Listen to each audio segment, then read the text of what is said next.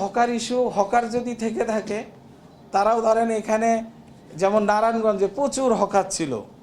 এই হকার যখনই আমরা উচ্ছেদ করতে যেতাম, তখনই দেখা যেত যে এর পিছনে মানে ওইখানকার প্রভাবশালী একটা চক্র আছে। ইভেন আমি বলতে করবো না, ওইখানকার অনেক স্থানীয় সাংবাদিকরা উনরাও আছে, সবাই আছে, কেউ পক্ষে থাকে কেউ বিপক্ষে থাকে।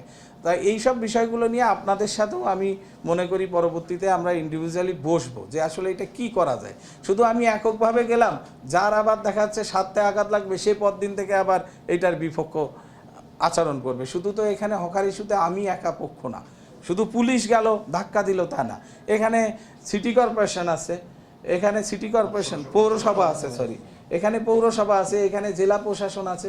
সবার সঙ্গে কথা বলে আমরা এই বিষয়গুলোতে ডিসিশন নেব। আশা করব যে সবাই যদি একমত হয়, আমার পুলিশের গিয়ে ধাক্কাধাক্কি করতে তো আর সমস্যা নেই, তুলতে সমস্যা নেই। এবং এইসব ক্ষেত্রে যদি কোনো পুলিশও ইনভলভ থাকার চেষ্টা করে যে না আমি ওখান থেকে 2 পয়সা পাবো, খবরদার এগুলো করার মতো কোনো সুযোগ আমি মনে করি আমার সময় থাকবে না। চেষ্টা করবো আর কি।